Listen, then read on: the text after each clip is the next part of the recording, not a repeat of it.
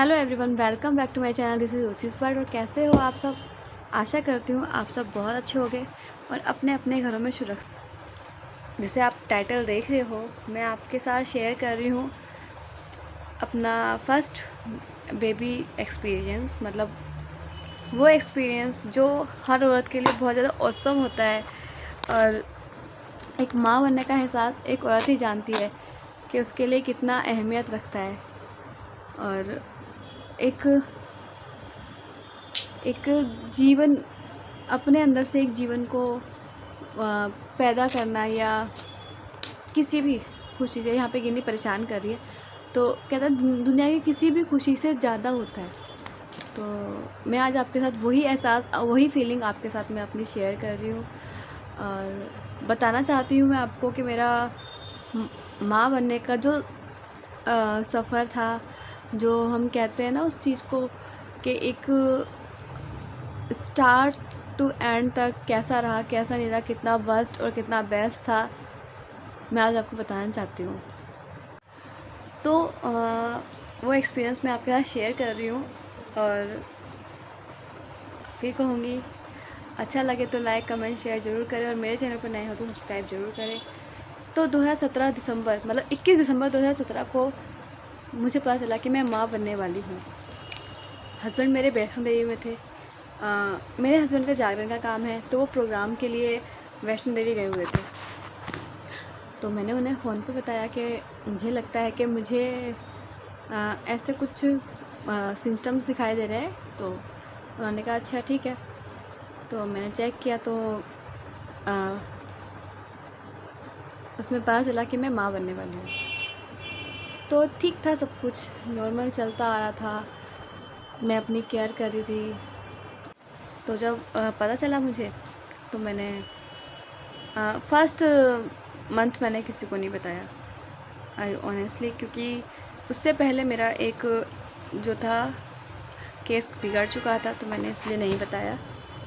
और फिर उसके बाद मैंने, मतलब फ़र्स्ट टाइम जब मुझे पता चला तो मैंने हस्बैंड को बताया, सेकंड हस्बैंड ने अपनी मम्मी जी को बताया, मतलब मेरी सासू माँ को बताया, और फिर थर्ड मैंने अपनी मम्मी और अपनी बहन को बताया। क्योंकि जो मेरी फ़र्स्ट प्रायोरिटी मेरी बहन और मेरी माँ होती है, और उनसे फ़र्स्ट सासू माँ है ऑब्वियसली, क्योंकि भाई अगर वो नहीं होती तो शायद ये नहीं होते, और ये नहीं होते तो शायद मैं नहीं होती और गिन्नी भी नहीं होती।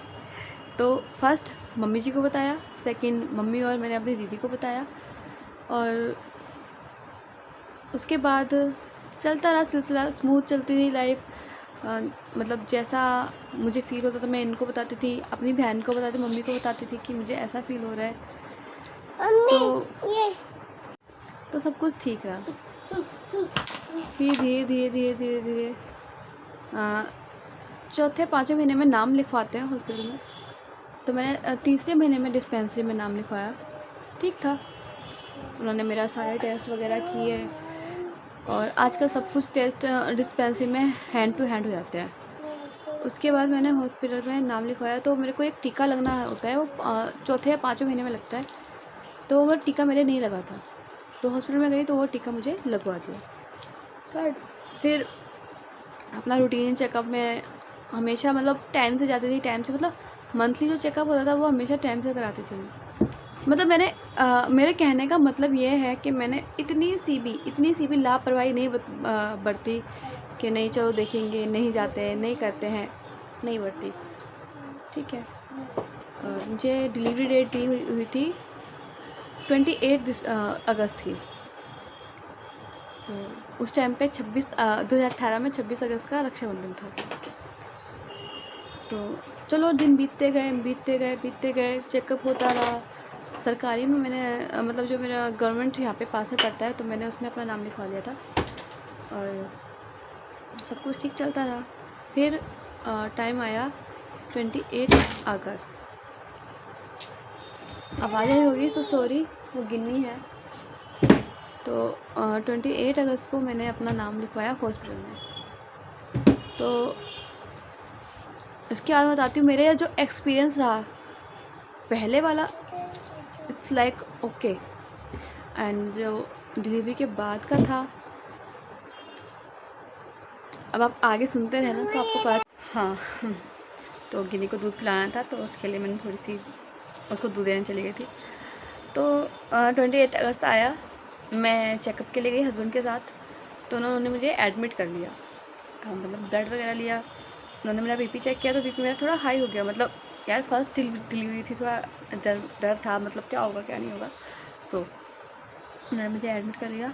तो इन्होंने मम्मी जी को फ़ोन किया, मेरी बहन को फ़ोन किया, मेरे घर पे फ़ोन किया। तो मेरी सासू माँ आ गई थी, मेरी बहन भी आ गई थी। तो उसके बाद ऐसा हुआ कि एडमिट कर लिया मुझे। एक दिन कोई चेकअप नहीं, चेकअप हो रहा था, देख रहे थे, बट कोई ऐसा कहते ना वो नहीं था। उन्होंने मुझे बस एडमिट कर लिया और हमें बोल दिया कि एडमिट तो हमने आपको कर लिया है, बट आपकी डिलीवरी ना अभी नहीं होगी। तो मैंने बोला कि फिर मुझे घर भेज दो, छुट्टी कर दो। तो उन्होंने बोला कि नहीं, आपकी डिलीवरी हो सकती है कभी भी, बट अभी नहीं होगी। तो हमें उन्होंने दूसरे कमरे में शिफ्ट कर दिया, डिलीवरी वाले से अलग। तो फिर ये नहीं कहा था। तो फिर उसमें 1 दिन हो गया, 2 दिन हो गया। दूसरे दिन की शाम को, दूसरे दिन की शाम को मुझे दर्द का इंजेक्शन लगाया। वो आर्टिफिशियल पेन दिए जाते हैं ना, उसका, क्योंकि मुझे पेन नहीं हुआ था, तो मुझे उसका इंजेक्शन लगाया गया।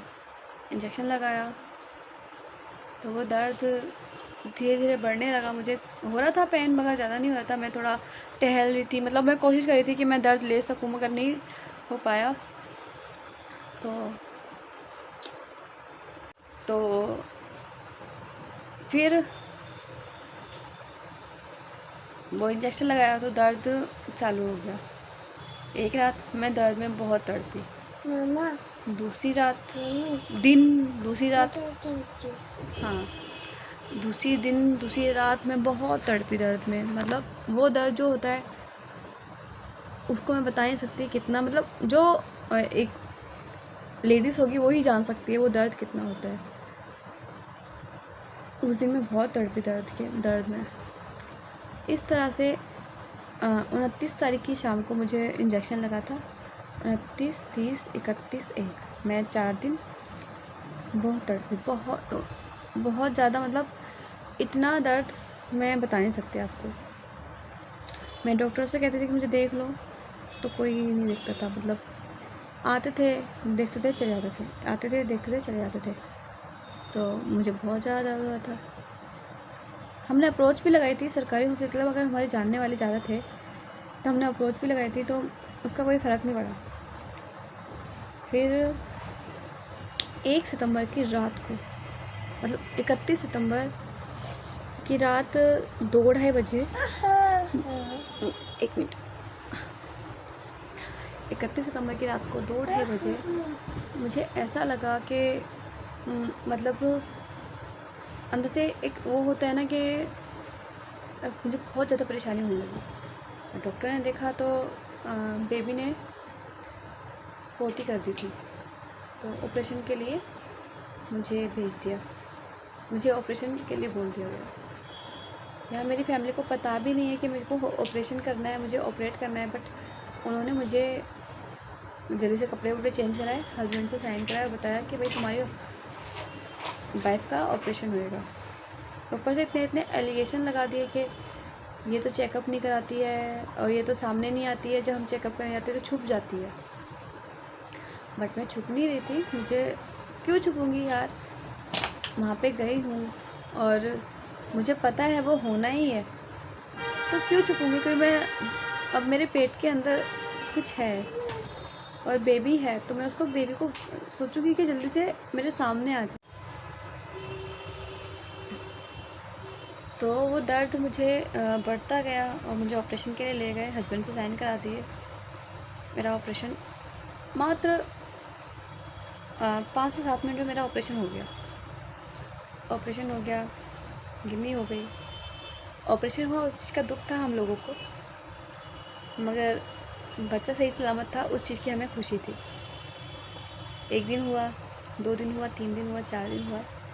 मेरे पास मेरी सासू माँ थी और ऑनेस्टी के साथ मैं ये देखो, मैं जो बता रही हूँ ना, जो मेरे साथ हुआ मैं वो बता रही हूँ, मैं कोई किसी के ऊपर ये नहीं। मेरी सासू माँ थी, उन्होंने मेरी बहुत केयर करी। हम घर आके गिन्नी की छठी करी। छठी के बाद नेक्स्ट डे से मतलब 7वें 8वें दिन मेरे टाँकों में से ना बहुत ज़्यादा पस निकलने लगा। मतलब मैं खड़ी होती थी तो ऐसे पस बहने लग जाता था। हम डर गए, ये क्या हो गया। फिर मेरे हस्बैंड मुझे सरकारी नहीं, गवर्नमेंट में नहीं ले गए, मुझे प्राइवेट में ले गए कि प्राइवेट चेक करा लेते हैं, पता नहीं क्या परेशानी है क्या नहीं। और उस टाइम हम सरकारी हॉस्पिटल से इतना डर चुके थे क्योंकि इतने एलिगेशंस, इतनी सारी बातें। मैं ये नहीं कह रही सबके साथ होते, बट मेरे साथ जो हुआ मैं वो आपके साथ। हेलो फ्रेंड्स, तो मैं अपनी स्टोरी अभी यहीं पे एंड कर रही हूँ और आगे की स्टोरी आपको सेकंड पार्ट में बताती हूँ मैं इसकी, क्योंकि इसी पार्ट में नहीं बता सकती, वीडियो ज़्यादा लंबी हो जाएगी और ज़्यादा लंबी वीडियो मैं डालती नहीं हूँ। और ये देखिए मेरी हॉस्पिटल की फ़ोटो, मैंने इसलिए पिक्स आपको उसमें ऐड कर दिए ताकि आप ये ना सोचो कि मैं सिंपैथी गेन करने के लिए बता रही हूँ। तो ठीक है, आपको आगे की स्टोरी में सेकंड पार्ट में बताती हूँ। बाय।